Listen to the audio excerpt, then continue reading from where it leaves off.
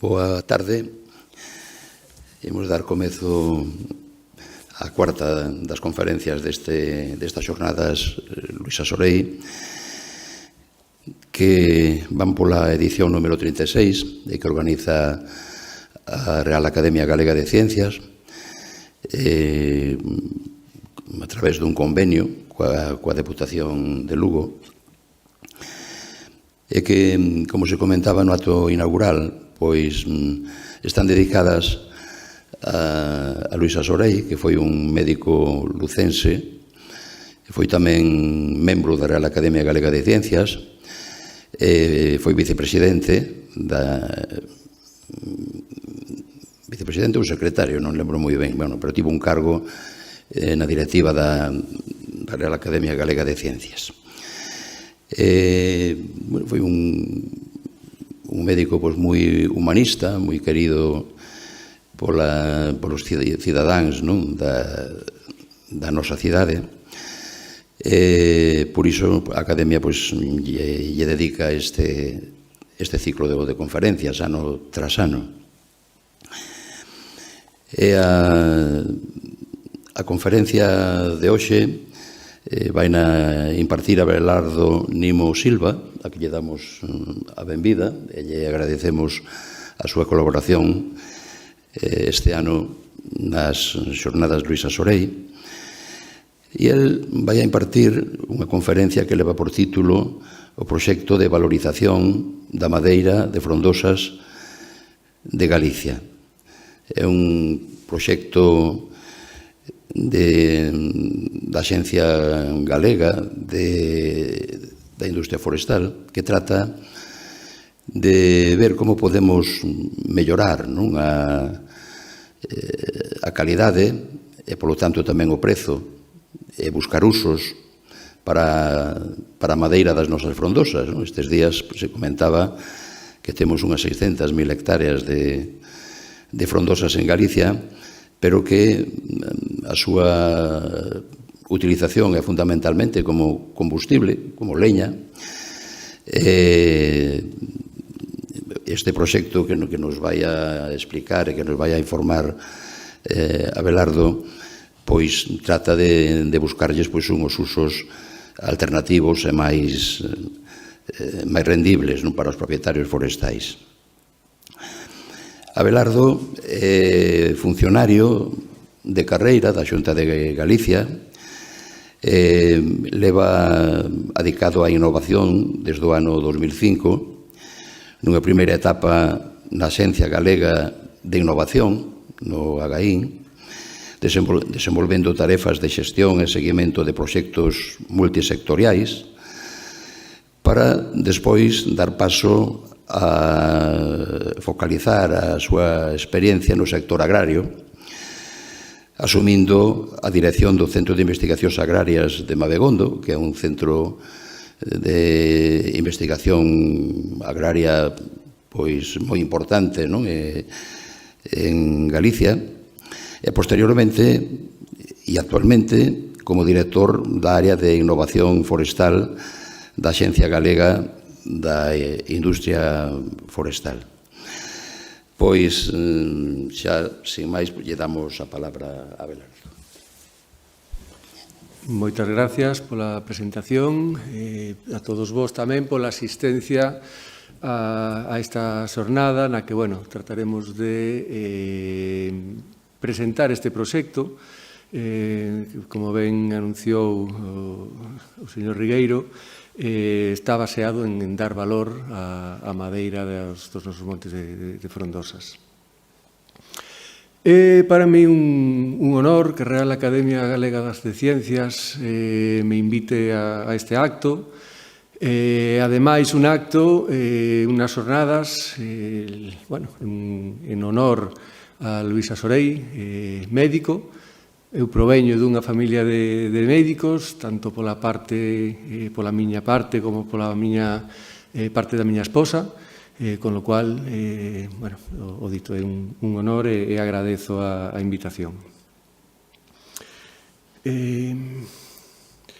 Un pouco por unha breve presentación, por puntualizar por apostillar o dito na presentación sobre a miña figura. Eu proveño do mundo da innovación, incorporeime á Axencia Galega da Industria Forestal en marzo deste ano, con lo cual o meu recorrido na Axencia é relativamente curto, pero intenso. Entón, sí que é certo que a miña experiencia previa no Centro de Investigacións Agrarias de Mabegondo, pois, me está servindo dunha boa base, sobre todo tendo en conta que o Centro de Investigación Forestal de Lourizán incorporouse en decembro do ano pasado a Axencia de Industria Forestal. Todo aprendido no Centro de Investigacións de Mabegondo, como decíamos, é un referente, pois é aplicable ao CIF de Lourizán, que é outro referente en investigación forestal desde os anos 50. Por entrar en materia, o proxecto tecnolóxico para a valorización sustentable da madeira das masas de frondosas caducifolias de Galicia. Sei que nestes días pasados as xornadas comenzaron o luns, xa tedes escoitado moito de frondosas, pero aínda así eu vou dar 4 pinceladas sobre que son as masas de frondosas. As masas de frondosas, sobre todo as masas de frondosas en Galicia, que teñen un orixen fundamentalmente natural. Son masas normalmente moi regulares. Son masas con diferentes idades e podemos dicir que a predominancia son sobre todo fustais, Montebravo e de Latizal.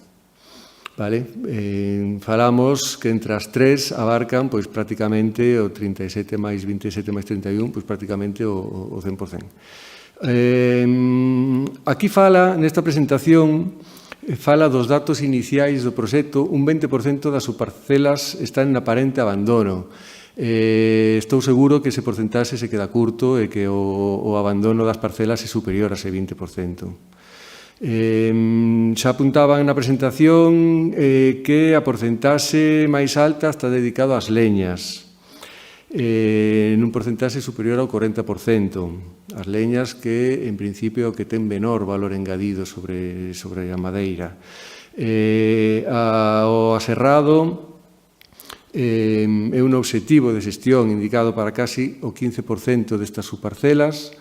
É indicativo en principio, dunha calidade desta madeira, do potencial de calidade desta madeira de frondosas autóctonas.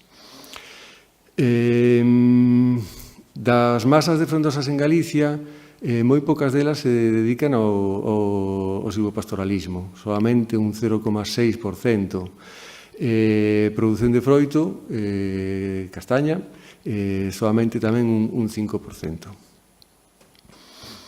Unha característica tamén que define as nosas masas e que definen a improductividade das masas é a inexistencia de silvicultura.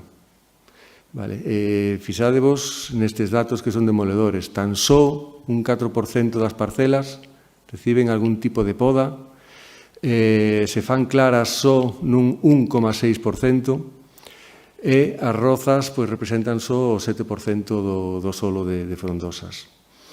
Todo isto ao final se retroalimenta. Como hai abandono, pois non hai silvicultura, pois non hai posibilidade de rozar, non hai posibilidade de traballar adecuadamente esas masas. Os equipos forestais indican que o 80% das subparcelas necesitan tratamentos. É unha consecuencia do dito anteriormente. O aproveitamento, fixádevos que prácticamente todo o aproveitamento que se fai é de carballo. Porque a madeira máis destinada a leña é a de carballo, con lo cual estamos nas mesmas. Fixade que prácticamente o 70% do aproveitamento ven desa madeira e hai aproveitamentos residuais de bidueiro e de castaño. Por certo, que a terceira na clasificación é de chopos, informo mañán, día 21, hai unha xornada en Bóveda dedicada ao aproveitamento de chopos, que o que este interesado, Bóveda está relativamente cerca de Lugo e seguro que vai ser de interese.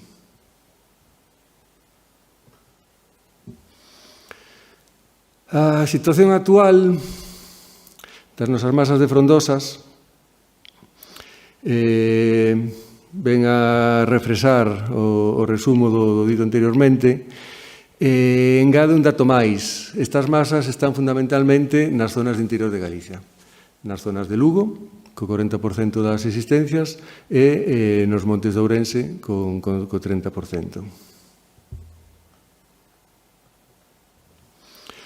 O obxectivo deste proxecto, como dio o seu título, é valorizar as masas de frondosas caducifolias de Galicia cunha triple vertiente. A vertiente económica, pero sen perder de vista a vertiente social e a vertiente ambiental. Por todos é sabido a importancia social que teñen os soutos tradicionales, que teñen as carballeiras. De todos é sabido tamén o valor ambiental, a vida que hai nestes bosques de frondosas. Tamén citar neste punto ambiental incluso de protección contra o lume que nos ofrecen estas masas. O obxectivo tamén é a obtención nun futuro, decimos nun futuro porque evidentemente todas estas masas que dixemos que o 80% e o máis do 20%, estou seguro que moito máis do 20%, están nunha situación de abandono. Entón falamos de futuro porque hai que facer unha serie de traballos previos para que esta madeira de frondosas de calidade cheguen a acadar un valor. É indispensable tamén incidir na valoración industrial dos produtos intermedios. Eses produtos resultado de podas, como pode ser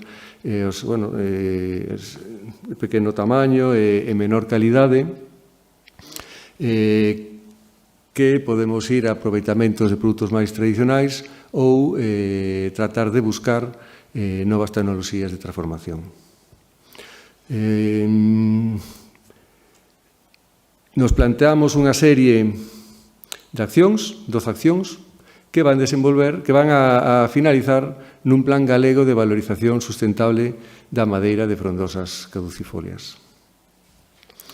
Estas 12 accións, a primeira delas é seleccionar parcelas para experimentar nelas. Realizando, unha vez seleccionada, realizar un inventario inicial e facer o seguimento cos traballos que se van desenvolver. Definir estes traballos son as actuacións silvícolas en función da tipoloxía de cada parcela. Non é o mesmo traballar nunha masa predominante de carballo, de rebolo, castiñeiro, de bidueiros, depois outra tipoloxía moi común que son as masas mixtas de frondosas. Unha vez identificadas as parcelas, hai que marcar as árbores de porvir, hai que seleccionar, marcar as árbores de porvir e as árbores que imos abater. Hai que planificar eses traballos de corta, hai que definir a tecnoloxía que se vai empregar en cada monte, en cada masa, e os sistemas de traballo. Hai que controlar os rendimentos das operacións para poder cuantificar económicamente o que se está facendo. E, ao final, faremos un inventario final da masa e un análisis dos danos producidos. Como acción terceira, a madeira extraída vai ser caracterizada. Se vai a serrar, se vai secar, se prepararán as probetas para ensaiar e realizaremos eses ensaios de caracterización. Na Axencia Galega da Industria Forestal temos un centro en San Cibrao en Ourense, en San Cibrao das Viñas, que temos equipamento para facer estes ensaios de peso específico, de contracción, de dureza, os ensaios para chegar a facer fichas de caracterización básica da madeira. O centro é o CIS Madeira. Se vai facer un análise de como está Europa, que é o que se está facendo na nosa contorna, na nosa contorna europea, a nivel europeo. Unha análise da situación das masas en Europa, que aplicación se está dando a estas madeiras nos diferentes países da Unión Europea, estudio de mercado para ver os produtos que salgan de Galicia a onde poden ir, e se plantea facer un congreso internacional sobre o aproveitamento sostible das frondosas. En función das especies, faremos unha selección de usos. Que aplicacións podemos ter en función, pois eso, de se é unha madeira susceptible de facer desenrolo, obter chapa para mobiliario, un produto que se paga. Se é unha madeira que é residual, só nos vale para leña ou para pellets. Se é unha madeira que tamén é moi preciada para instrumentos musicais, unha madeira de calidade. En función do produto obtido, pois, lóxicamente, haberá que ver que usos e que aplicacións podemos acadar.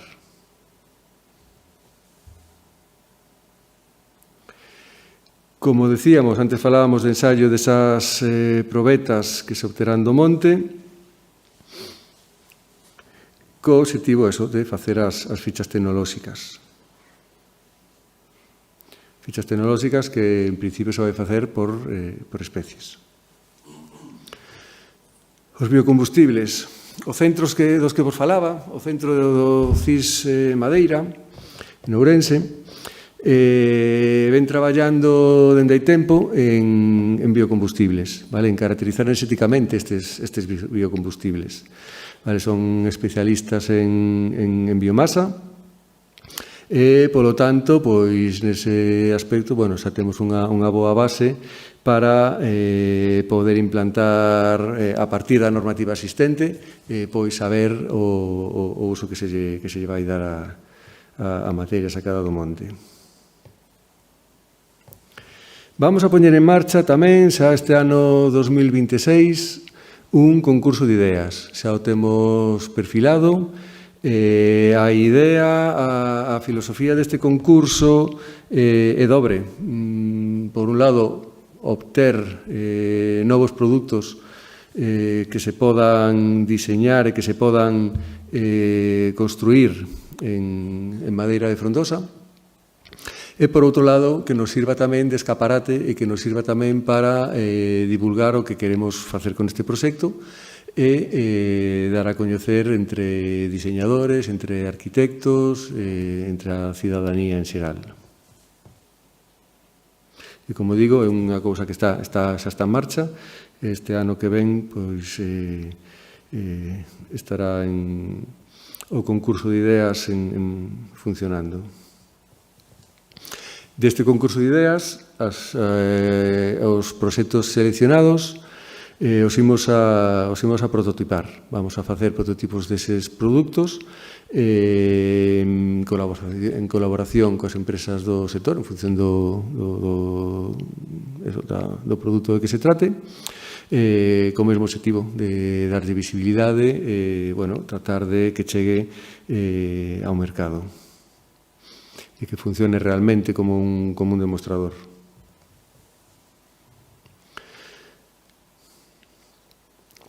Tamén, independentemente do concurso de ideas, vamos a avaliar novas oportunidades de mercado para esta madeira.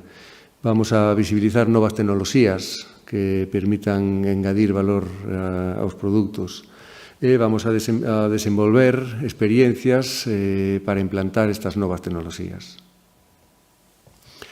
Como penúltimo paso, daremos luz ao Plan Galego de Valorización de Madeira de Frondosas.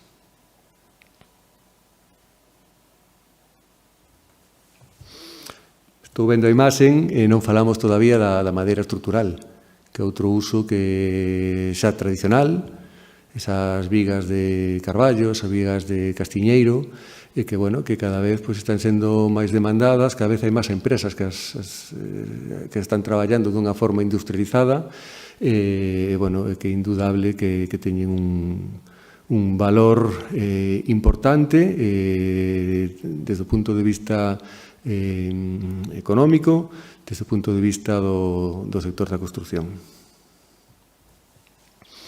E, por último, traballaremos na comunicación, elaborando a documentación técnica desas fichas das que falamos e desenvolvendo accións como a deste día de hoxe, na que vimos a presentar o proxecto e a falar da madeira de Frondosas e das posibilidades que pode ter. O proxecto comenzou no ano 2022.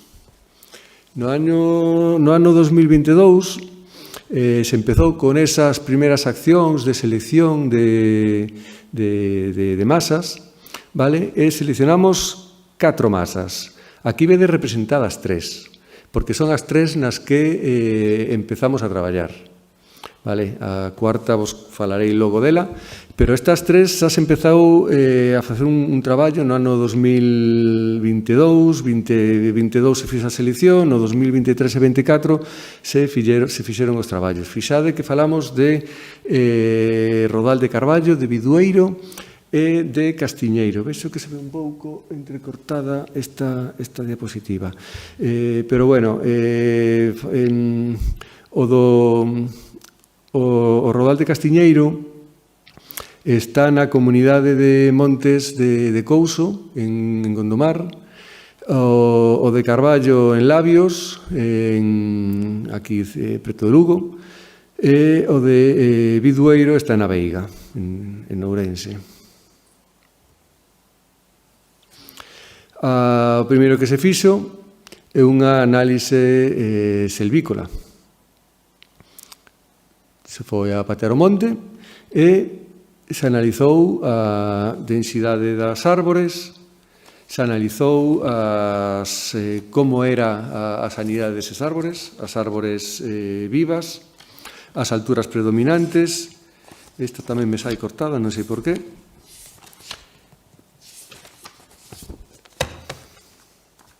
A área basimétrica e o volumen total en metros cúbicos. Por darvos os datos do volumen total, no Carballo o volumen total que se obtía por hectárea era de 292 metros cúbicos, en Bidueiro estábamos casi en 150 e en Castiñeiro estábamos en 140 metros cúbicos hectárea.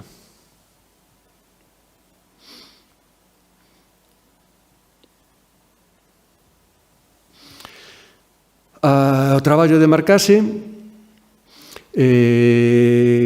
ten como objetivo, estamos falando a futuro, ten como objetivo identificar as árbores de porvir e unha vez identificados esas árbores de porvir, que son os marcados cun círculo de cor verde, se buscan as calles para as sacas.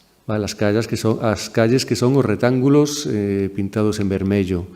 Esas calles se busca que teñan 3-4 metros porque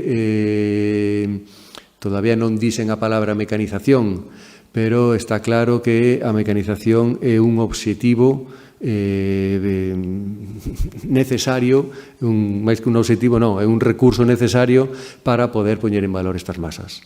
Vale, entón, decimos, marcamos as árbores de porvir, marcamos, en función de onde estén situadas as árbores de porvir, marcamos as calles para facer as sacas e o primeiro que se apea son as árbores que están nas calles e a continuación se extraen tamén as árbores na contorna das árbores de porvir.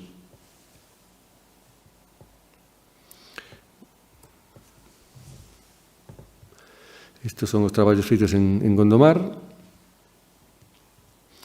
na comunidade de Monte de Couso.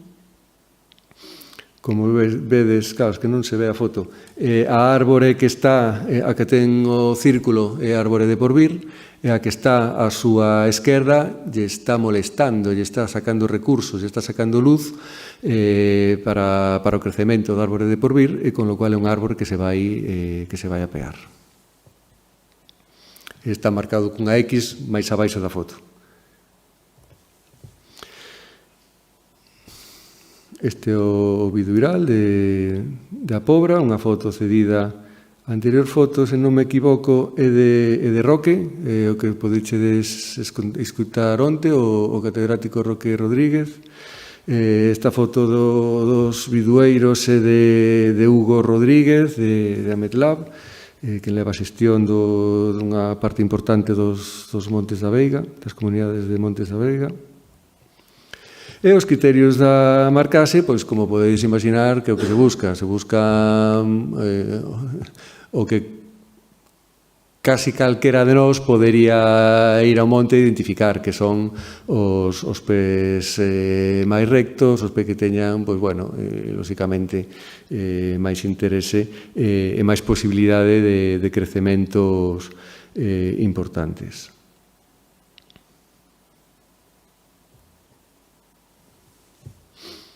Estas son máis características destas que buscamos nestas árbores de porvir. E como vamos a facer isto? Non sei por que me está saindo cortado, perdoade, vou intentar...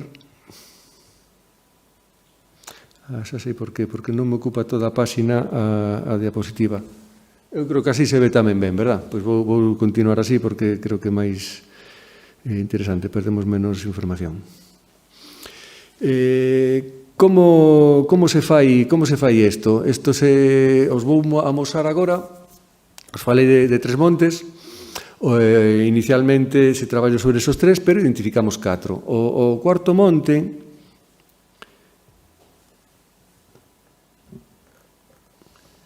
é un cerquiño en Vilar de Bos, en Ourense. Vale, entón, neste monte, o que nos atopamos, bueno, fíxose o traballo desde o principio de identificación, de ver o inventario, que é o que nos atopamos ao inicio, unha altísima densidade de casi 10.000 pés por hectárea, un baixísimo diámetro medio, en torno aos 5 centímetros, con esa densidade xa os podeis imaginar, unha altura media de 5 metros, dificultade para cubicar pola heteroxenio da masa, e unha boa conformación de pés de futuro. Vale, entón, con este diagnóstico inicial se fixo unha proposta de intervención.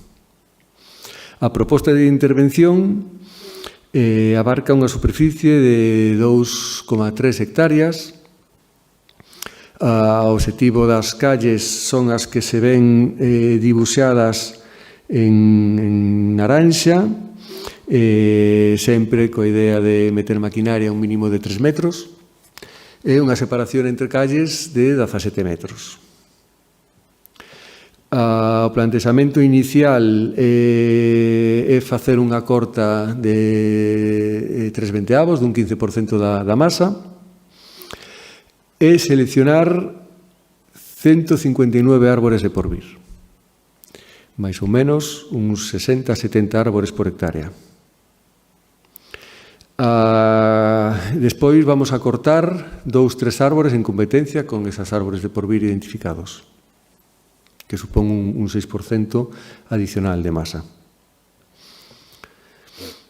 En total, nesta primeira saca, se estima que imos obter 40 toneladas en verde por hectárea, e que se vai cortar un 21% da masa de cerquiño.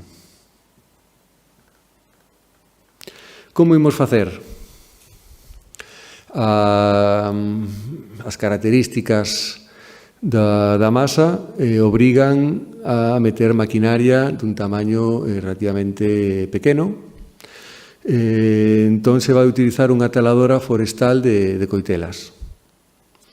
Vale? O diámetro máximo de corte son 300 milímetros, pero eso non supón un problema para a masa sobre a que se vai traballar, que falábamos diámetros medios de 5 centímetros solamente, e irán montadas por unha máquina de cadeas entre 4 e 6 toneladas. As operacións que se farán serán as de talado, tronzado e apiado ao borde da vía de saca.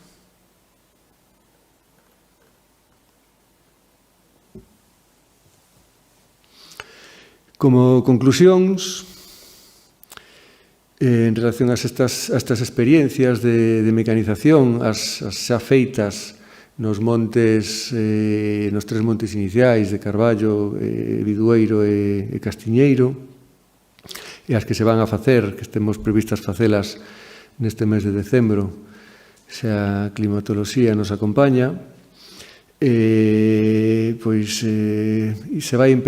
empregan taladoras forestais que fan que exista un control total da caída das árbores, evitando danos no resto da masa, fundamentalmente nos pés de porvir.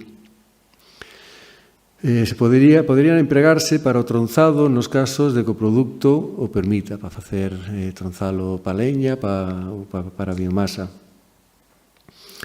Evitan ter que limpar a base dos pés e disminúe de forma importante os custos de mantemento da maquinaria empregada, fundamentalmente das serras de corte. Disminúe considerablemente o risco de accidentes durante o aproveitamento. Cuestiones identificadas que se deben mellorar e que se debe traballar sobre a técnica de corte para evitar ou disminuir a aparición de fendas durante o corte ou a cizalla. Estamos falando de madeira que tende a fender, con lo cual todo cuidado durante o corte para minorar as fendas, pois benvida sexa. E tamén se debe mellorar o asuste do tamaño da taladora e da máquina base ao tamaño dos pés, co fin de optimizar os custos. É un mal común no sector de onde eu viña, do agrario, que tendemos a sobredimensionar, e que no forestal tamén pasa. Nos gusta a máquina grande, ande ou non ande.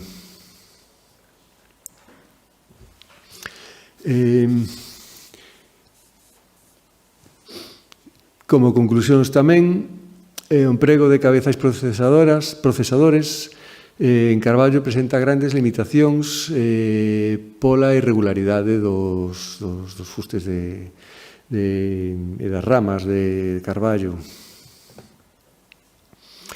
A medición de longitude en xeral problemática. Nos casos do Bidueiro, a problemática está máis dirixida á existencia dunha regulación específica dos parámetros do cabezal para a especie, hai que regulalo con detalle. E o uso de rodillos de descascado, os que se empregan para o eucalipto, son viables para realizar a descasca das frondosas, coas regulacións dos cabezais e dos parámetros empregados. Como resultado destes traballos, que é o que obtemos? Cando digo que é o que obtemos, é que é o que estamos obtendo actualmente. Xa comentamos, produción de biocombustibles sólidos, produción de biomasa, tanto de leña como de astela, como de pellets. Fabricación de postes de madeira para aqueles pezas de pequeno tamaño. Extracción de taninos, é outra oportunidade. e madeira serrada para aquela madeira de maior calidade. Estes son os 4 puntos, iba a decir casi ordenados de menor valor a maior valor, pero sen casi, ordenados así. A produción de biomasa ten unha limitación, ten unha regulación específica que é a norma UNE ISO 17225, vale, que nos di como se debe producir a biomasa. Vale, no caso de leña nos limita a humidade en base húmida, ao 20% para entrar como M20 e ao 25% para entrar como M25. No caso da astilla, falamos de calidades a 1 ou a 2, que veñen limitados tanto pola humidade como polo contido en cinzas. E no caso dos pellets, o que ten un maior número de limitacións é a norma, pois a verdade que regula bastante a produción e o control de calidade que se debe realizar sobre o produto obtido.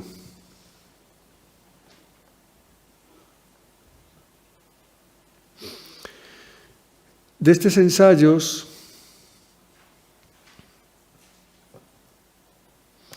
es que esta sí que igual non se ven os números.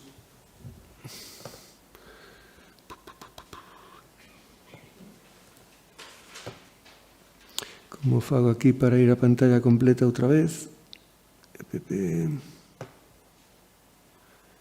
Bueno, vos leo os números. Os máis relevantes, que son o de humidade ou de cinzas, son as dúas primeiras filas. Do material obtido das sacas realizadas nos montes nos que traballamos, pois fixemos as análisis con casca e sen casca, vale? Fixemos as análisis nas catro especies das que falamos. A humedade máis grande que obtimos foi no bidueiro, vale? No bidueiro estamos falando dunha humidade en base húmeda de casi o 20% con casca, vale? E dun 13% sen casca. No caso máis interesante que se obtén é o castiñeiro con casca. Fixadevos o dato curioso, con casca sai un 3,6 e sen casca casi un 13%. O que é máis equilibrado en canto casca ou non casca é o cerquiño, con o cual hai que valorar se vale a pena de descascalo ou non, e no carballo, que tamén, pois bueno, no que é o parámetro de humidade, pois non ten moita influencia o descascado, nin de humidade nin de cinzas, vale? Fixadevos que son moi similares.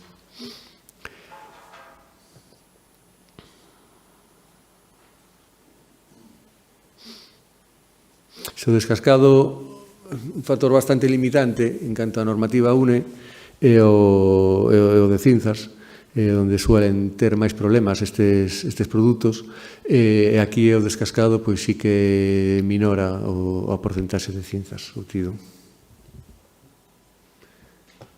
Nas 4 especies dunha forma significativa. Para a produción para a fabricación de postes de madeira, buscamos madeiras con cerne, madeiras con unha resistencia natural, como poden ser as de castiñeiro, as de carballo e a de cerquiño, fundamentalmente, descartando un pouco máis a de bidueiro. Aquí vamos a estar limitados fundamentalmente pola curvatura e pola porcentaxe de cerne que teña esa madeira cortada.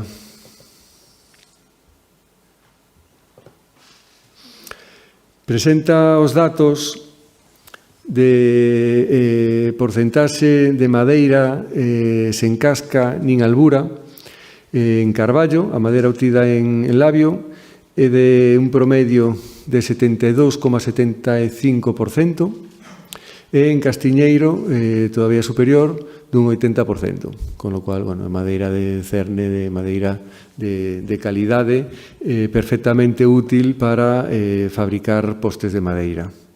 Postes de madeira que, ademais, bueno, esta madeira obtida das sacas pois se caracteriza porque non ten grandes diámetros e os postes sabedes que con madeira de 10, 8 ou 6 centímetros pois se están fabricando postes.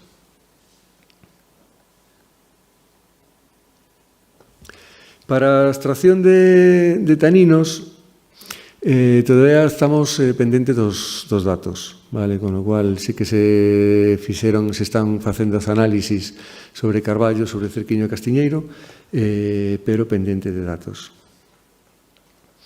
E a madeira serrada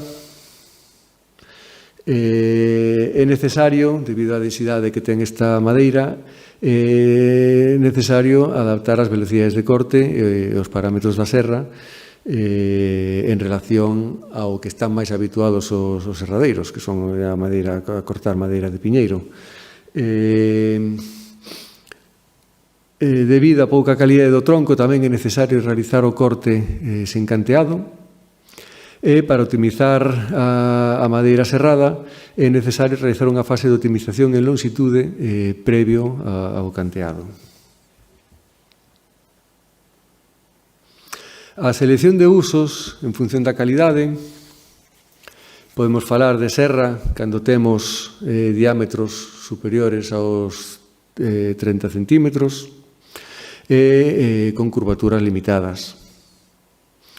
Cando falamos de postes, nos sirven os puntais cunha curvadura controlada, non exagerada, e un nivel aceptable de sámago. Nos centramos no carballo e no cerquiño. Para a leña e a astilla temos menos limitacións, salvo as derivadas da alta porcentaxe de humidade e cinzas que poda ter o bidueiro. E para taninos, pois en principio pensamos que tamén non debería haber limitacións. Ben, remato con esta primeira parte na que me centrei no que está previsto facer no proxecto de valorización. O dito, nos queda camiño por recorrer.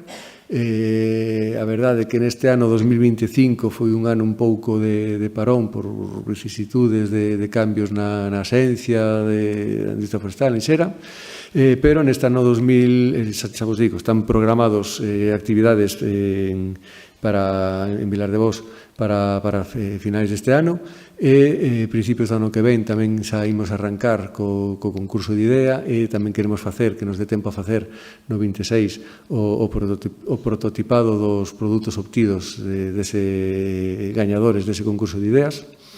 Bueno, seguimos traballando neste proxecto coa idea de poder chegar a ese plan de valorización nun futuro cercano. Vou continuar con outra parte que ven derivada da incorporación a Xera, a Xencia, do Centro de Investigación Forestal de Lourizán. Vale, os decía, o Centro de Lourizán, o CIF Lourizán, ven traballando en mellora xenética moitos anos. Si ben é certo que sigue sendo unha reivindicación do sector. Vale? Moitas veces, cando falamos de aproveitamento destas masas de frondosas, bueno, non deixa de haber de surdir voces preguntando que é o que teñen que levar ao monte, que é o que teñen que plantar, porque fixadevos que sempre estamos falando de masas xa existentes, pero se eu quero facer unha masa mecanizala, unha masa traballada, pois é certo que ese material pois non acaba de estar no mercado. E cando estivo no mercado, tamén é certo que non houbo demanda, con lo cual é un pouco a pescadilla que se morde a cola, vale? Eu son coñecedor, un proxecto interesante de outra masa, de outra especie que non falamos hasta de agora, pero de cerdeira. En Lourizán pois, se fixeron traballos realmente interesantes de cerdeira. Podemos decir que a cerdeira é residual en Galicia, sí, o é, pero sin embargo, pois bueno, é unha madeira tamén de calidade que pode ter os seus usos, que se desenvolveron pois en concreto variedades, se melloraron variedades para leválas aos viveiros. Unha vez que esas variedades estiveron nos viveiros, pois como non tiveron saída, porque os propietarios non a quixeron, pois deixaron de estar. Co resto das especies máis tradicionais, de carballo, de castiñeiro, pois tamén sempre hai a dúbida de... no caso do castiñeiro, se temos o aproveitamento do froito, o aproveitamento da madeira, son cuestiones que xeneran sempre debate e que coido que bueno, os traballos se están facendo, hai grandes avances, pero, sin embargo, é certo que se ti preguntas ou se ti vas a buscar, por exemplo, carballo para plantar, vas e o tras de Francia. Non recurres ao que temos desenvolvido en Lourizán, un traballo de anos, e que hai cousas xa que se poderían levar as plantacións ao monte. Vou facer aquí un cambio. Non sei se, Antonio, igual é interesante abrir turno de debate sobre esta primeira parte ou preferides deixado, non sei como vamos de tempo, levamos prácticamente 50 minutos. Como queirades, se preferides abrir... Sí, e ao final comentamos, perfecto.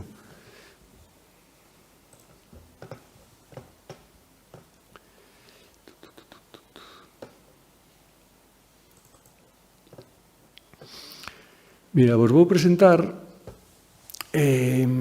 vamos a ver, en Castiñeiro,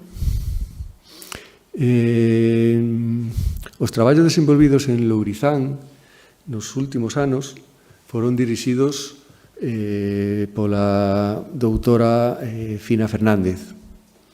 Fina Fernández se xubilouse hai cousa de 2-3 anos, e todo o que fixo ela, sobre todo nos seus últimos anos, pois o fixo acompañada de Beatriz Míguez, quen se empapou do seu coñecemento e quen sigue desenvolvendo as variedades de castaño, pero cunha finalidade casi, non vou decir exclusiva, porque os traballos de Fina foron moi amplos, pero sí que se volcou moito na resistencia contra o chancro, contra as enfermidades, a principal enfermidade do castiñeiro, sobre todo no interior de Galicia.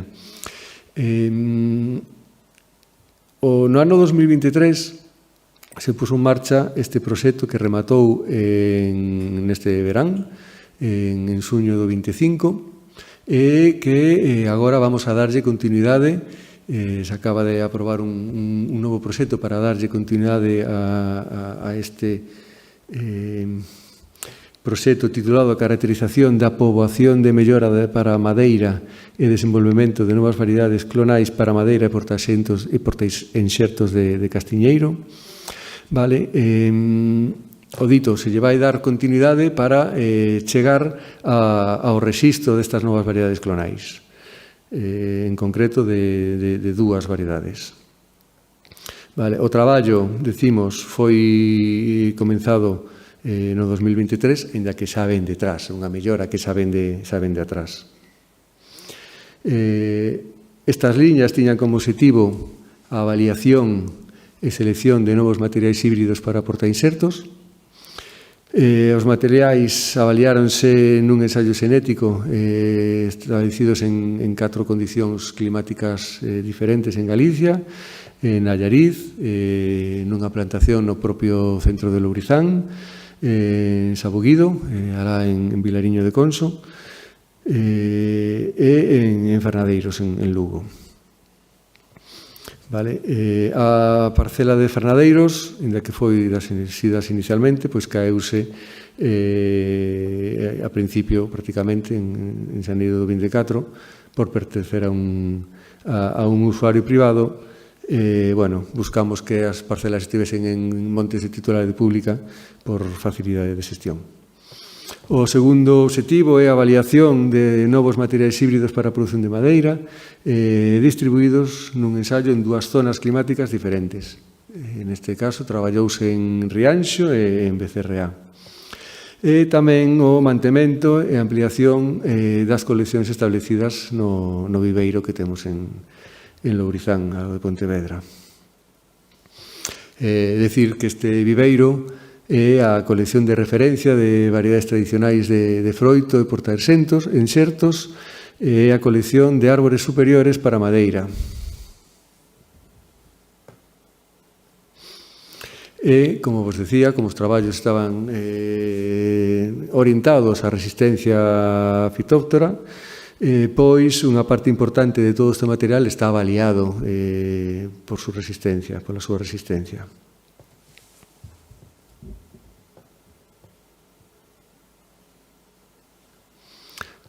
Tanto para tinta como para chancro.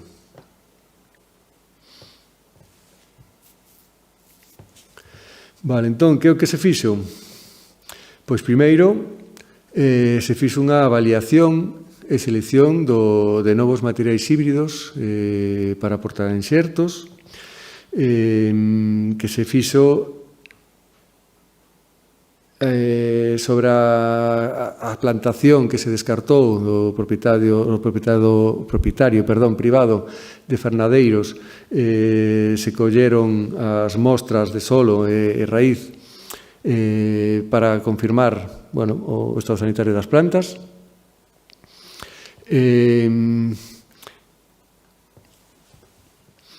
Colaborou con nós a Estación Fitopatolóxica de Areeiro, situada xunto ao centro de Lourizán, e co que temos boa sintonía, dependente da Diputación de Pontevedra. Confirmaron que prácticamente eran pés limpos, sen afección de tinta. As parcelas onde se incluíron os materiais de castiñeiros, decíamos que se sitúan podemos ver aquí onde están situadas neste plano. Falamos de distintas condicións climáticas, e fixadevos que unha delas, ainda que está en Lourizán, por cercanía, por facilidade de traballo, pero as outras 3 sitúanse no interior de Galicia, que é onde principalmente están as masas.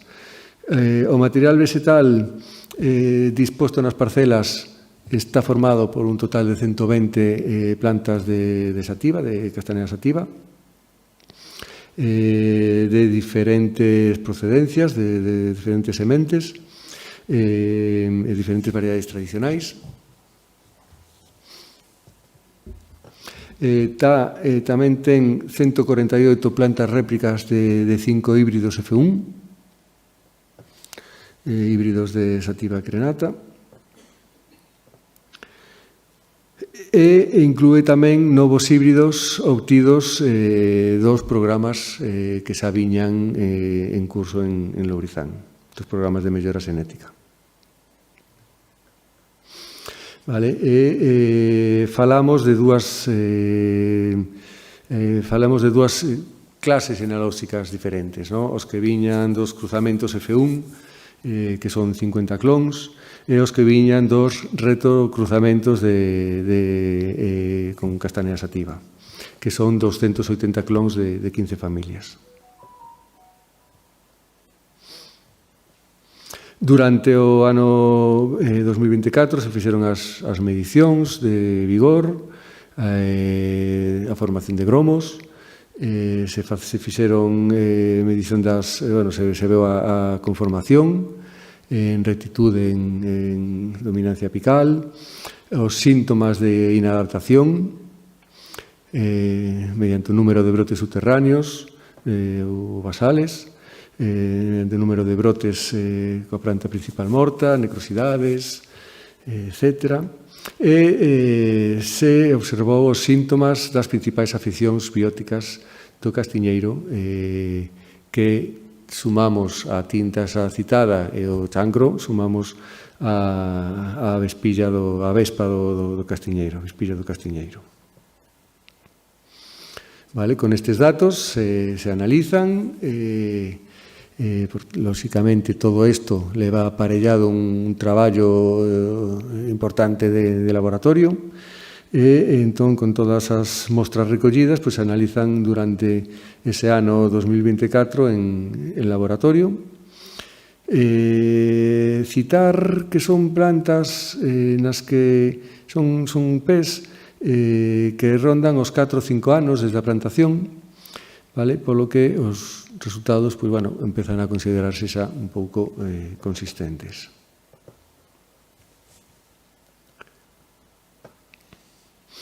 Vale, ademais do traballo de recollida de mostras para os análisis, do traballo de ir a monte a ver estas conformacións, a tomar todos os estadillos necesarios, tamén implica facer traballos de mantemento nestas parcelas. Concretamente, traballos de roza, traballos de poda, traballos silvícolas necesarios para manter ben as masas.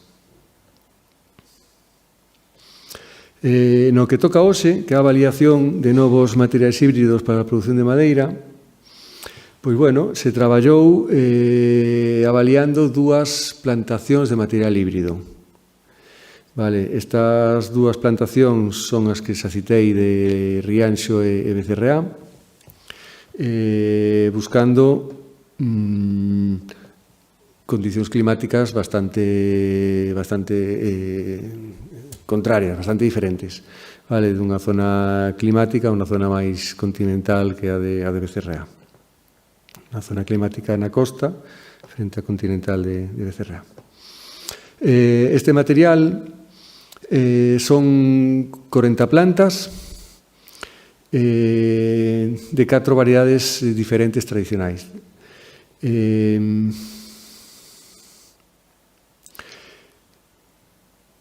40 plantas de sativa, son 45 plantas réplicas de 5 híbridos F1 que se buscan con 5 clases enalóxicas diferentes, a base de cruzamentos entre parentais de sativa, cruzamentos F1, retrocruzamentos de crenata e retrocruzamentos de sativa. Vale, durante o ano 2024 se fixeron as mesmas medicións, os mesmos estadillos das que xa comentamos antes, das conformacións, das rectitudes, etcétera, da incidencia de pragas, de todo o que se mediu nas parcelas anteriores.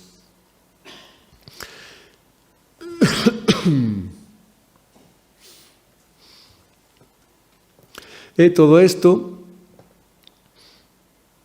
tamén nos serviu para alimentar e para ampliar as coleccións establecidas en Lourizán. Baixeme o chip a Mabegondo. Como decimos, se desenvolveron procedementos en función do que queríamos, do tipo de colección que queríamos manter. Vale, para a colección de referencia, buscáronse propagación que se fai en invernadoiro para levar a monte, e para a colección de árbores superiores, pois o mesmo. Buscouse tamén unha nova ubicación en Lourizán para leválos tamén e ver como se van a comportar estas 45 mostras plantadas ao largo dos anos. Eu creo que non vou incidir moito máis, porque o dito, este é un proxecto que sigue vivo, vale? É un proxecto que, ainda que rematou no ano 2000, no verán deste ano 2025, pois Beatriz, pois vai seguir traballando co objetivo de poderlo registrar na Oficina Española de Variedades Vegetais. Dous dos híbridos que, ademais, me consta que os viveiros pois nos están trasladando o seu interese neles, fundamentalmente por ser resistentes ás enfermidades. Vale, o proxecto que agora arranca, o proceso de rexistro non é sinxelo. Lourizán, os investigadores de Lourizán xa teñen experiencia en rexistro de variedades, pero, ainda así, é un proceso que nos vai levar prácticamente 2 anos. O proxecto comeza agora e imos rematar con el en ano 2027, está programado para hasta o ano 2027, pero sí que nas conversas preliminares coa Oficina Española pois parece que nos van deixar comercializar xa os híbridos sen ter o rexistro definitivo. Iso é algo que vos decía, o estamos pedindo porque os viveiros non lo están reclamando, co cal, pois espero que sexa un material que adaptado ás nosas condicións, bueno, cunha resistencia xa demostrada ás enfermidades. Vale, isto polo que respecta ao castiñeiro. Polo que respecta os proxectos agora que vimos agora deste proxecto que vos digo que dá continuidade aos traballos do castiñeiro, se marcan nunha liña de axudas financiadas polos fondos FEADER, e que a nos permite desenvolver traballos de conservación e de mellora xenética nas especies máis representativas en Galicia. Vale, igual que traballamos en castiñeiro, traballamos en Quercus robur, traballamos en bidueiro, en bétula, en prunus, e outras especies que non traigo aquí, porque aquí ímonos centrar máis no que veñen a ser as frondosas, pero tamén traballamos con piñeiro, non sei se me dixo algo máis, dixen cerdeira, dixen castiñeiro, dixen bidueiro, en piñeiro vamos a traballar, ademais de radiata e pináster, que é o máis plantado en Galicia. Imos traballar tamén este ano con taeda, porque, bueno, é algo que se está falando moito del, como alternativa ás masas afectadas polas bandas as masas de radiata. Bueno, xa temos plantacións en Lourizán de taeda, pero queremos seguir vendo se realmente son tan resistentes ás enfermidades como din, e se realmente se adaptan os crecementos que se poden acadar aquí en Galicia son os xa demostrados en outros países, fundamentalmente en Francia, e os sudamericanos como Chile, Uruguai, que é onde máis experiencia teñen co taeda. Verdade que me desvío das frondosas, pero, bueno, un poquinho por contarvos tamén experiencias que estamos poñendo en marcha ou continuando, máis que poñendo en marcha, porque, como vos decía, a trayectoria de Lourizán esa de moitos anos. En Carballo, A investigadora que é responsable desta acción é Pilar Furones, e vai a continuar coa caracterización, conservación e éxito de árbores élite Quercus-Robur mediante ensaios de prosenie e multiplicación clonal. Vale, vos decía, moitas veces os propietarios forestais se dirixen a nós preguntándonos que carballo poden plantar, por que teñen que traer os carballos as plantas ou as sementes de Francia. Bueno, temos unha base feita importante, vale, de selección de árboles élite. Deses árboles élite, perdón, deixame de ver un...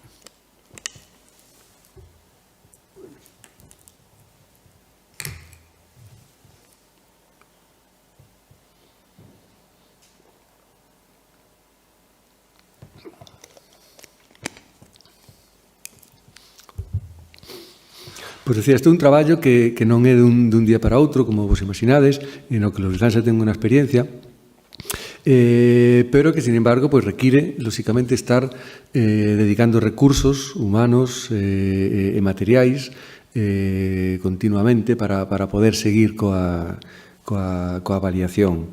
En concreto,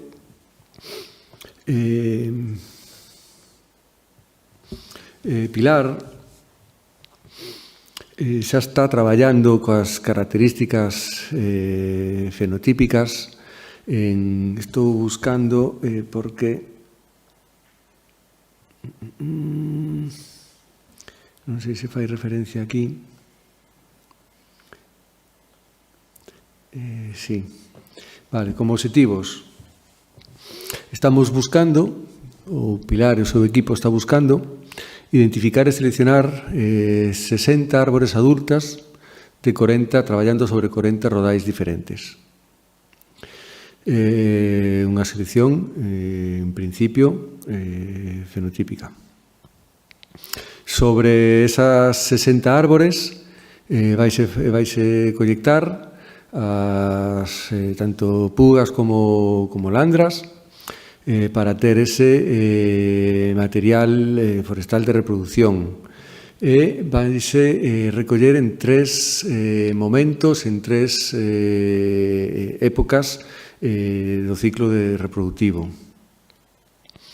Se establecerán entre 1 e 4 plantacións experimentais con este material. E se creará unha colección xenética viva dos proxenitores de familia, precisamente para poder seguir recollendo semente ou pugas. E se preparará a documentación para tamén poder facer os rexistros pertinentes dos proxenitores de familia.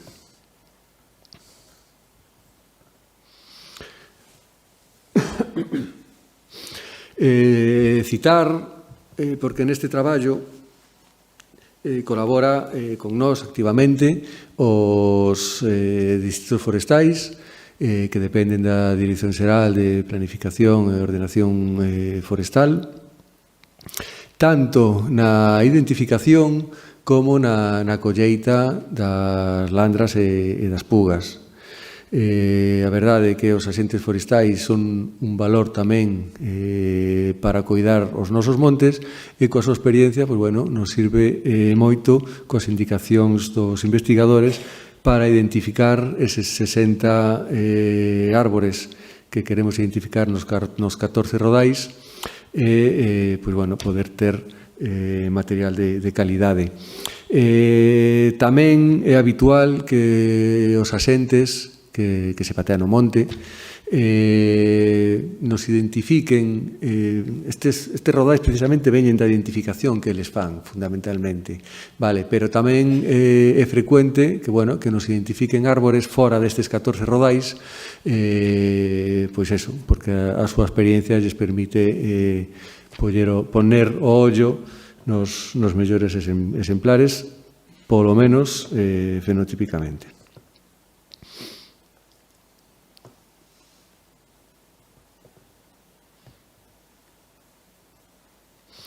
O dito, recoller o material non é fácil, foi falta recorrer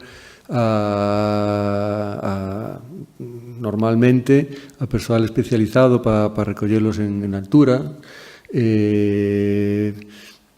Fai falta tamén dedicar medios porque sabemos que a becería a veces tamén nos impide recoller material na época na que nos temos planificado. Bueno, hai que estar adiestrado e a verdade é que o traballo pois non sempre é sinxelo. Unha vez recollido ese material forestal de reproducción, imos facer 3 ensaios con 900 plantas cada un. 900 plantas salen os 3 ensaios, a 60 por 60 plantas por 15 árbores, e vamos a obter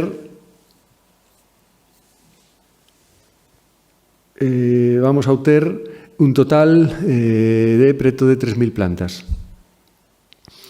Vale? Destas 3.000 plantas descartaremos evidentemente as de efecto bordo. Vamos a facer a produción tamén en clonal, insertadas, de hasta 240 plantas, vale? Con 4 réplicas sobre as 60 árbores identificadas. E as plantacións sempre tratamos de facelas en terrenos públicos. E se son privados, pois tratamos de facelas en comunidades de montes, en comunidades veciñais.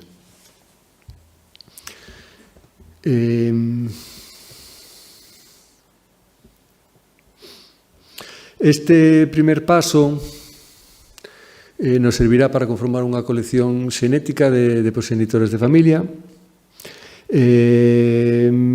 para traballar en técnicas de conservación como a embrioxénese somática in vitro.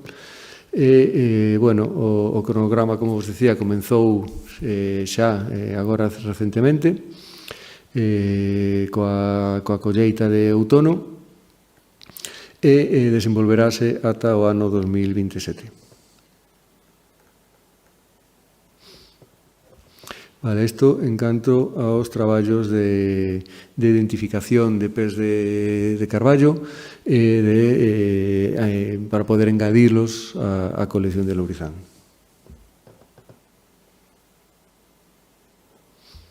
Vos comentaba que tamén facemos traballos de conservación in situ e ex situ de bidueiro. Vale, neste caso tamén é un traballo que leva Pilar Furones, pero bueno, que é un traballo non tan intenso, non lle dedicamos tantos recursos como aos de Castiñeiro e Carballo.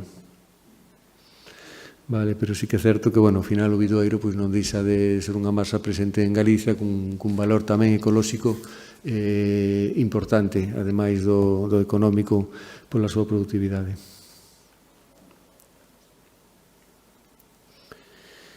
Vale, non vou profundizar porque tampouco se trata de incidir tanto neles, xa vos digo, pola súa trascendencia. E o dito, tamén traballamos con cereixo, pero tamén é un traballo, en este caso, desenvolvido por Eugenia Miranda. Eugenia, a verdade é que fai un traballo de propagación importantísimo no laboratorio e tamén ten xa unha selección de pés, incluso xa rexistrados, no que queremos seguir profundizando. vale? Porque pensamos que sí que pode ser un material de interese. Sabedes que coa lei de montes hai que non só podemos dedicarnos a monicultivo, estas especies pois nos poden servir para plantar nas contornas, nas franxas, e poden ser especies de interese para obter incluso unha madeira que ao final tamén hai que buscar a productividade do monte, ademais dos beneficios sociais. Ben, eu creo que é máis interesante se abrimos turno de debate. O dito, non sei se queredes incidir en algún dos proxectos concretos ou preferides alguén que abra fogo, que comente o que considere. O dito, estou aquí para tratar de contestarvos, aínda que posiblemente a maioría de vosotros sabedes moito máis de todo isto que a min. Así que nada, abrimos un diálogo fluido e o que querades.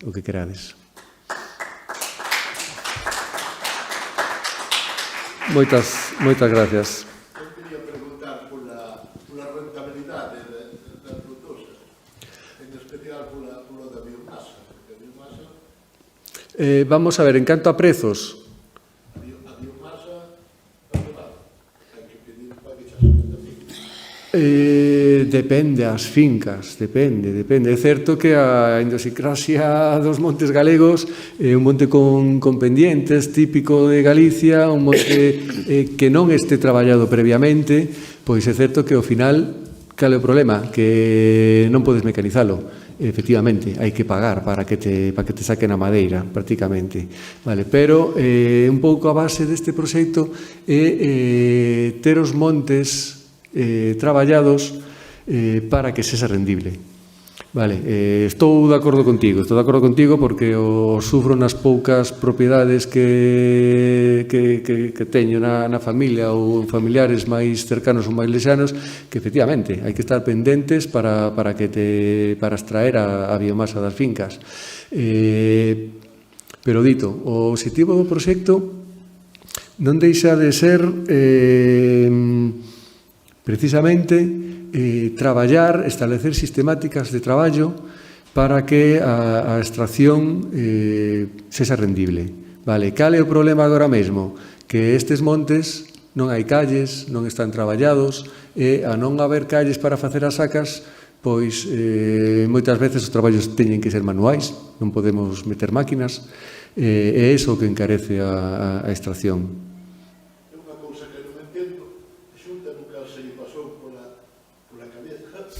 Subvencionar un solto de castañeiros ou unha carballeira, en cambio están subvencionando unha explotación con 500 vacas, que xa é unha empresa, xa se pode considerar unha empresa. Sí, pero sí que se subvencionan os soutos, de feito... Na Comunidade Europea, os fondos eses, como lle chaman, a PAC. Sí, os fondos da PAC, os fondos... Pero sí que se subvencionan. Eu creo que se vai obter máis de rentabilidade todavía. Máis rentabilidade en forma de que? Dos servizos ecosistémicos dos montes. Vale? Estamos falando agora de que un monte non só produce madeira, non só produce castañas, non só produce setas, senón que ten un valor todavía moito maior para a biodiversidade un pouco... precisamente se trata de poñer en valor e de que paguen por eso tamén. Vale. A PAC Futura está dando pasos nese sentido. Hai outra vía que son os mercados de carbono, que por agora escoitamos falar deles, pero non deixa de ser un gran descoñecido. Un monte vai poder entrar nese mercado e vai poder obter dereitos e ingresos por esas vías tamén. Me dis, para acabar, me dis que non se subvencionan, pero sí que se subvencionan. Hai axudas para plantar carballo, para plantar castaño. Hai accións para recuperar soutos tradicionais. É certo que é lento, é certo que se podería facer moito máis, pero bueno. Poñenlle unha superficie das que hai poucas academias. Perdona, unha? Poñen unha superficie mínima para facer Sí, sí. unha hectárea, non? Sí, sí, eso sí que é unha limitación, porque, bueno, sabemos que a fragmentación do solo en Galicia, pois, A mí me encanta unha carballeira, eu teño carballeira, teño souto. Pero tamén a veces penso, digo, pero cando estou perdendo eu aquí se eu tivera plantado de colito? aí hai debate, aí hai debate. Hectárea de colito, supongo. Sí, supón cartos, e ademais cada... De colito 300.000, bueno, vou falar de pesetas. Eu teño unha que me deu 300.000 pesetas ao ano. 300.000 pesetas hai cantos anos? Hai moitos anos, En 3 anos me deu 1 millón de pesetas, e era unha hectárea. Sí, pero fíxate, despois temos tamén o sentido... Carballeira nunca lle saca 1 millón de pesetas. Pero temos o sentido de que temos unha carballeira e non a tocamos, non? Porque temos unha carballeira e non a traballamos, non facemos unha tala de mantemento, non facemos nada con ela, máis que deixala aí medrar. Un pouco é o que onde quere poñer o foco este proxecto. Igual hai que facer un aproveitamento desa masa, non deixala crecer e como son carballos non o podo tocar. Non, sí que o podes tocar se o faz con sentido e se o faz cun criterio forestal con coñecementos. Vale, porque que é eso? Ao final, decías que ti tes unha masa tes unha carballeira. Comentabas? Deixando 30%. Ou sea, autorizache a cortala deixando 30%. Sí, pero non digo cortala, digo aproveitala. Xa non te digo cortar os... Pero temos que dar a oportunidade a que interveñan máis persoas, sí. Autorizáronme a cortar unha e a plantar de castiñeiro. Moi ben, saudamos tamén as persoas que nos están seguindo, que nos están seguindo a través de streaming. Tamén lles comunicamos que poden facer preguntas a través do chat de YouTube, polo que estén seguindo esta sesión. Máis preguntas aquí? Sí? Pase, espera.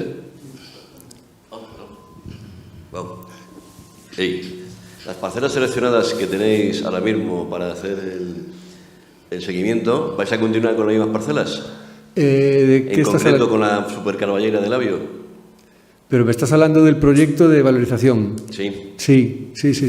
A idea é seguir con ellas. Sí, a idea é seguir con elas e facer o seguimento, porque un pouco se trata precisamente de fixemos traballos silvícolas co obxectivo de seguir facendo as medicións e como evolucionan eses pes seleccionados, os pes de porvir.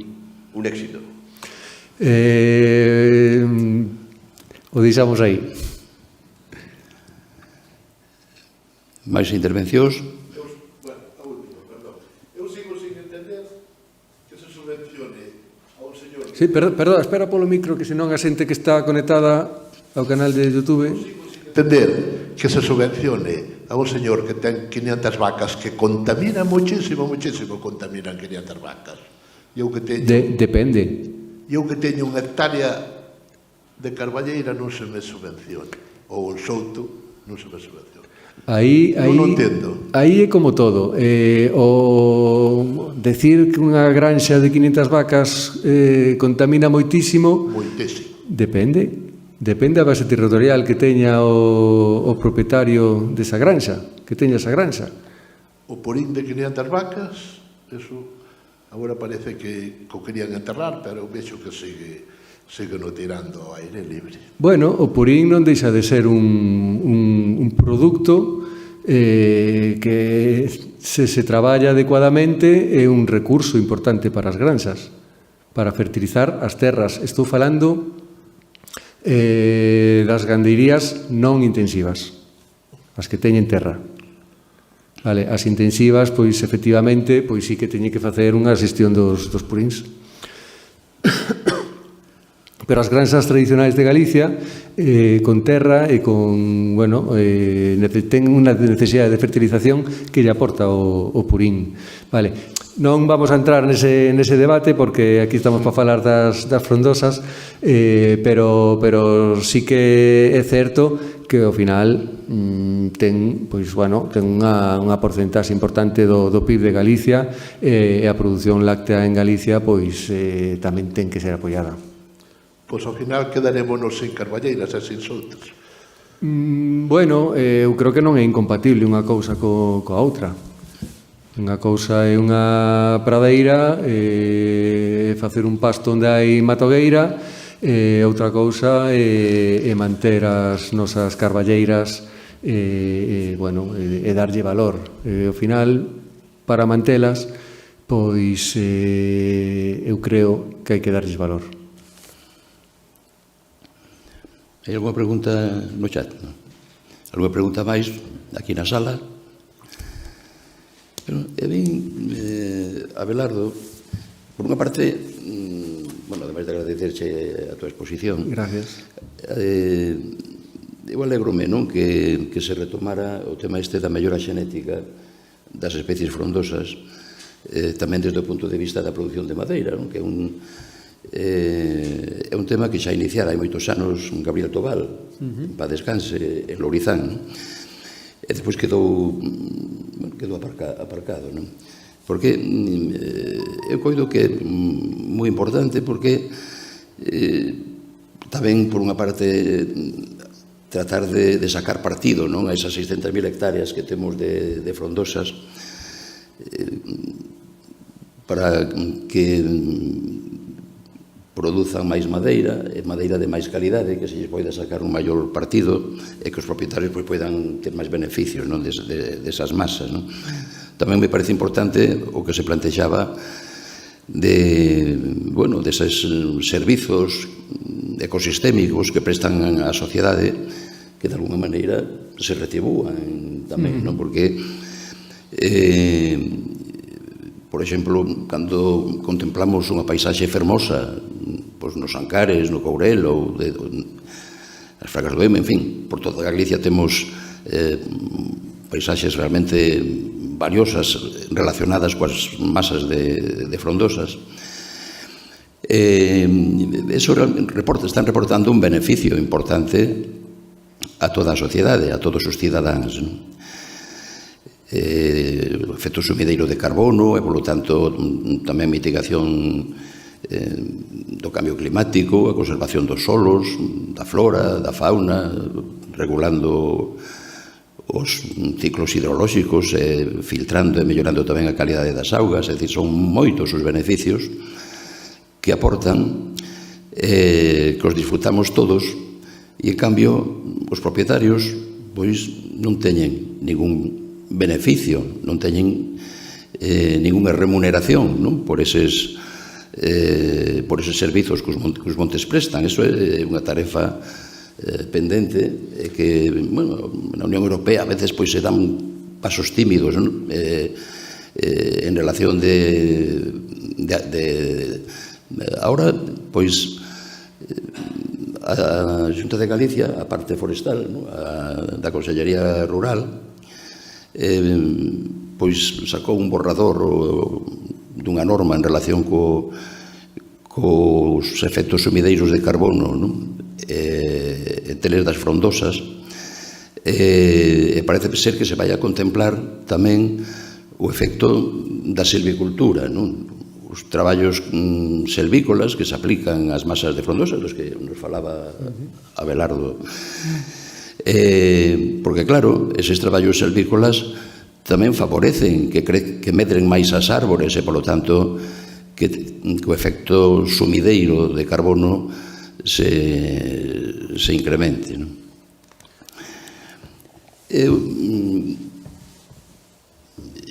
En relación desta última parte que comentache da mellora xenética do carballo, falas, por exemplo, de recoller landras, está moi ben, de coller pugas, imagínome que coa idea de hortos sementeiros, pero a min sempre me chamou a atención, por exemplo, que hai rodais verdadeiramente espectaculares, non? De Carballo, tanto de Robor como de Petria, en algunhas zonas de Galicia, ainda que, por desgracia, non é iso que predomina debido aos tratamentos de demouca para aproveitamento de leñas que se viñeron facendo no pasado, non?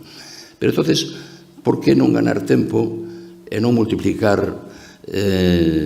vegetativamente, por exemplo, por cultivo in vitro, eses carballos espectaculares que temos? Evidentemente non sería suficiente, non? Porque temos que ter diversidade xenética tamén, pero para ir empezando e ter planta pronto sería interesante, non? Sí que, vamos a ver, é certo que no caso do carballo non fixemos traballos de multiplicación in vitro, sí que o fixemos en Castiñeiro, por exemplo, e, bueno, a verdade é que sí que é unha vía para acelerar a multiplicación. Así que sí que, bueno, sí que é planteable e trasladable ás miñas compañeras investigadoras. Sí. É que cando falamos de plantacións, non? Onde nos comentaba Roque que é máis partidario de aplicar silvicultura, non? Esas 600.000 hectáreas que temos espalladas por Galicia, tratar de sacar o maior partido posible, non? Desas masas naturais, non?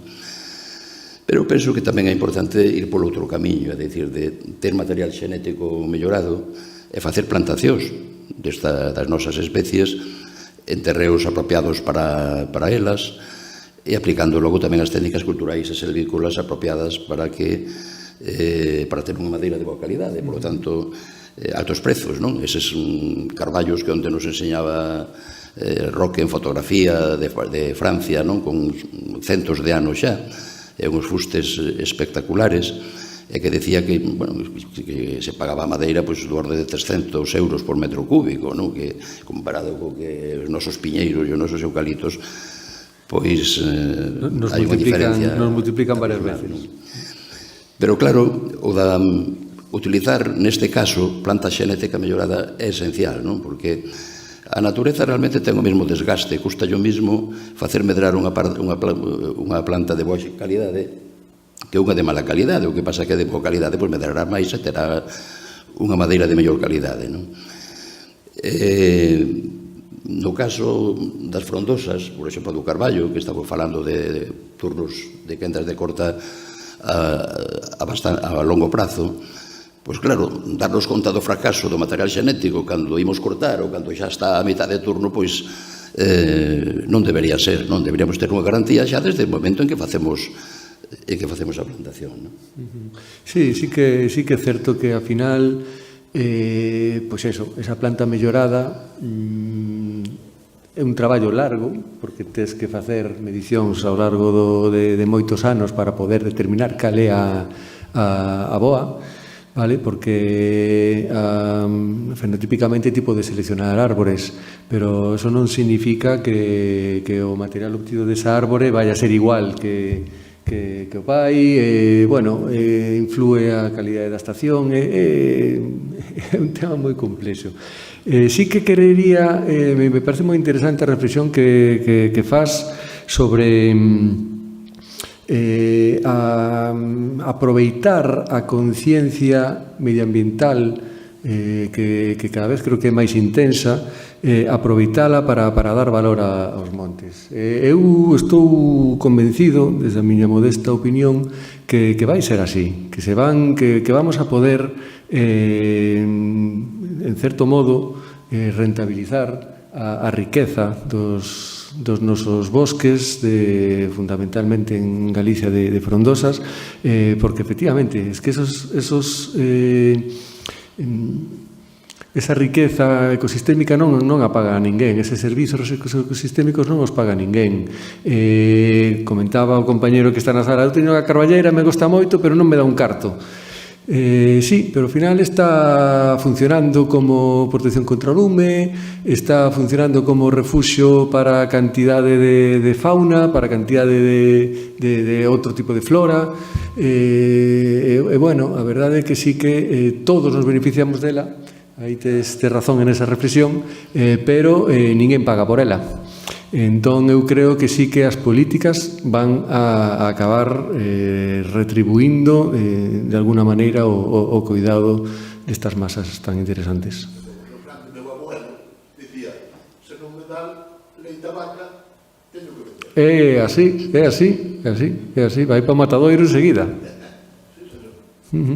Alguna pregunta máis?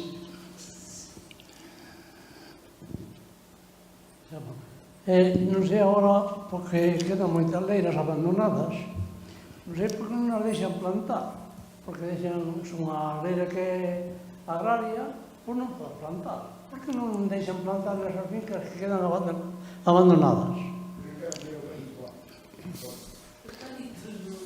Me entendedes? Sí, pero de que a quererías plantar? Depende de que queras plantar, sí que che deixan. Pero podes plantar, pero non te deixan plantar máis que castiñeiros ou cousas de fruta. Pero eso é plantar. Ti dixeches que non che deixan plantar. E depois eu se non teño que me recolla a fruta, quen lle fago? Que lle faga a fruta?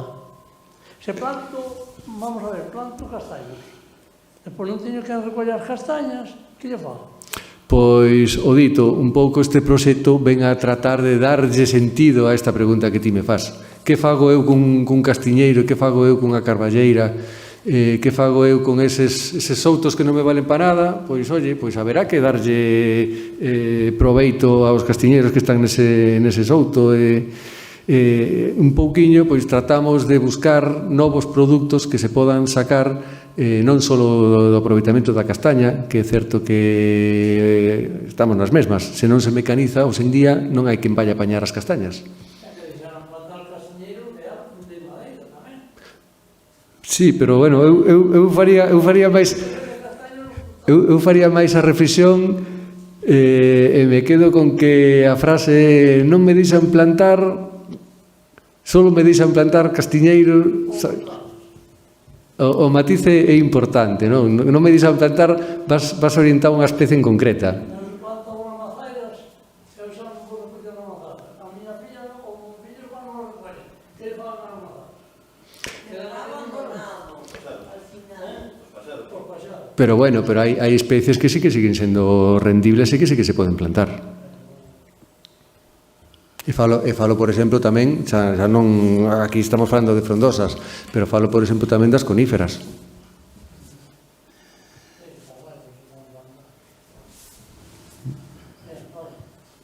Gracias. Alguna pregunta máis?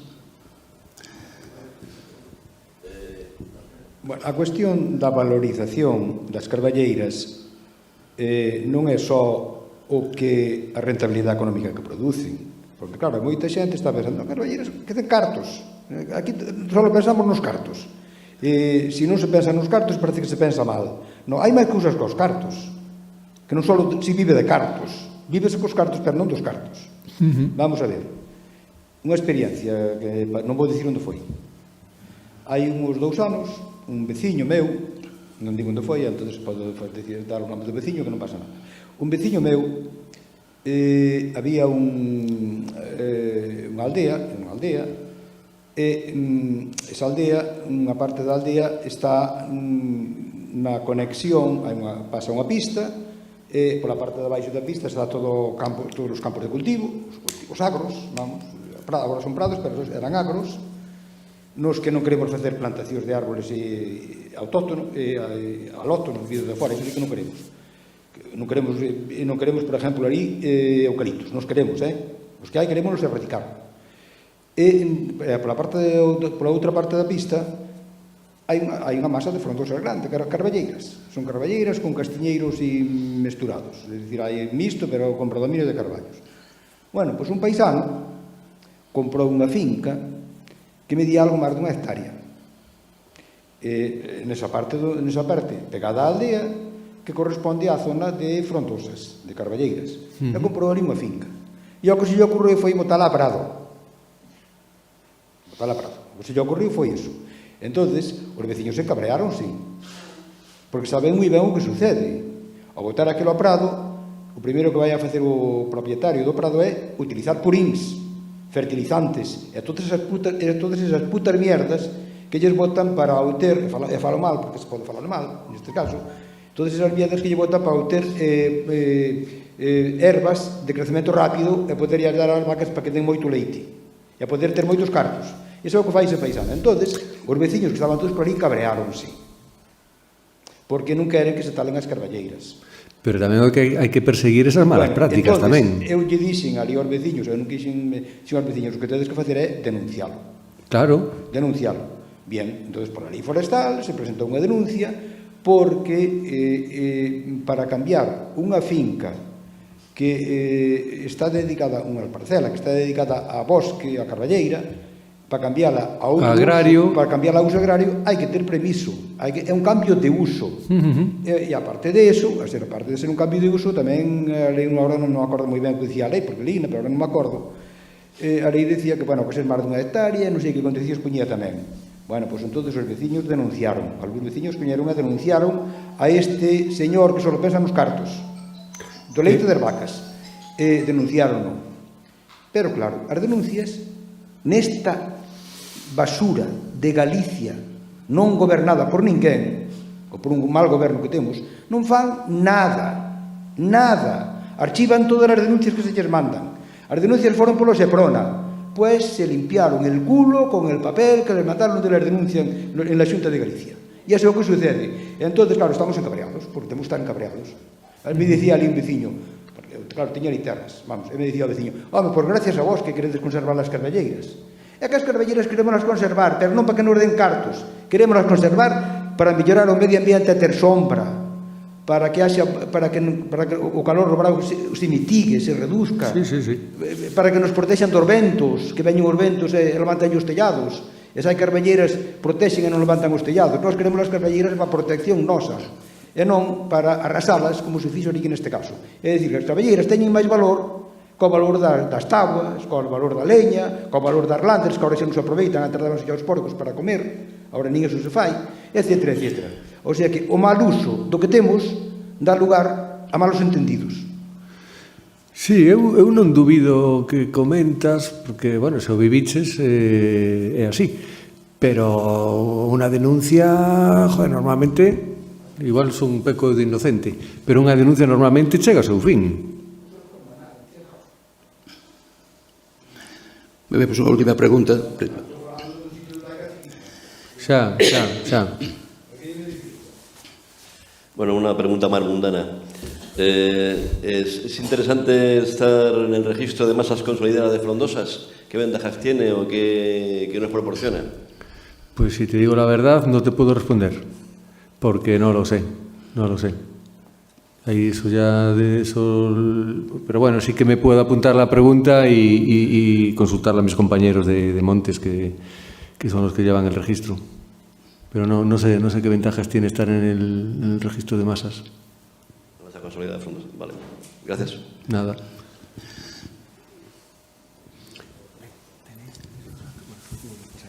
No, digo para que me pases tus datos y te busco la respuesta. De acuerdo.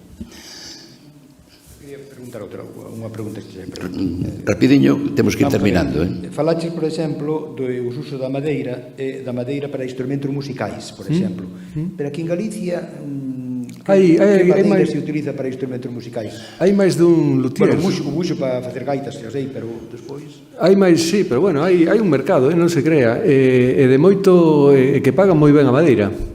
Mira, nos participamos nun foro que se chama Resonancias, que a verdade é que é moi curioso porque bueno, reúnense periódicamente precisamente pois para compartir as súas experiencias, e sí que hai, sorprendería a cantidade de fabricantes de instrumentos musicais que hai en Galicia, desde violíns hasta gaitas. A verdade é que sí que hai movimento. É certo que en volumen de madeira, pois me imagino que xuntarán pois pouco máis de metro cúbico ano, porque bueno, é pouca madeira que empregan, pero págase ben. Moi ben, pois agradecemos a túa intervención, Abelardo, e a túa participación como relator aquí nesta edición das Xornadas Luisa Sorei. Moitas gracias pola vosa asistencia, moitas gracias tamén as persoas que nos seguiron a distancia. Gracias ao persoal da Deputación que está facendo posible a retransmisión para que podan seguir esta actividade de persoas que non poden estar aquí presentes, e tamén gracias ao colaborador de hoxe, a Pablo, que lle tocou a tarea de intendencia de apoio. Así, continuaremos o próximo luns, así que boa noite e boa fin de semana.